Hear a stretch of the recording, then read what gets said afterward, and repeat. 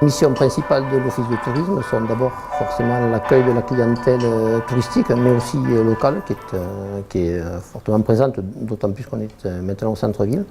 C'est aussi d'assurer la promotion touristique du territoire en lien avec les organismes départementaux et régionaux, et faire aussi auprès des prestataires ce que l'on appelle l'animation territoriale. La clientèle touristique et locale trouve ici l'ensemble des documentations qui sont là pour les aider dans leur périple touristique sur l'ensemble du territoire. Donc des documentations touristiques, des cartes touristiques, des renseignements utiles, le listing des prestataires, une borne numérique qui sert de support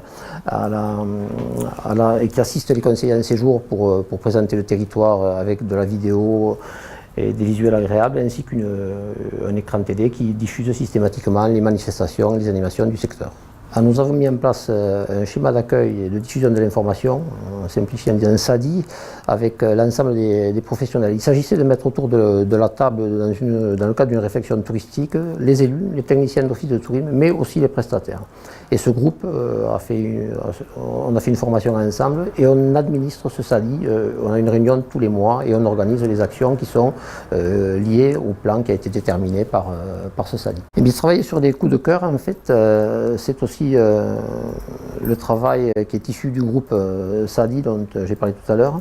Et il s'agit de faire parler des acteurs locaux, des professionnels du tourisme ou des gens ordinaires sur ce qui les a intéressés dans la région. Ça peut être la cueillette des champignons, ça peut être une balade en raquette autour de Moulzoune. C'est tout un tas d'éléments comme ça qui vont rendre le document touristique beaucoup plus personnel et en faisant partager une expérience vécue par quelqu'un qui connaît le secteur. Vous savez, nous sommes dans une démarche de fusion entre les deux offices de tourisme, celui du pays de Mirepoix et celui du pays d'Olme, mais aussi nous intégrons le label Pays d'Art d'Histoire dans une structure qui est en train de se mettre en place. Les œuvres sont bénéfiques pour le territoire. Le regroupement, travailler en collaboration avec les prestataires, avec les élus, avec les mêmes objectifs, des objectifs partagés, ne peuvent être que bénéfices pour l'Avlanais, mais aussi pour l'ensemble du territoire, y compris la prise en compte des cibles majeures du secteur, que sont les 4M, sur lesquels s'oriente la totalité de la politique touristique que l'on va mettre en place.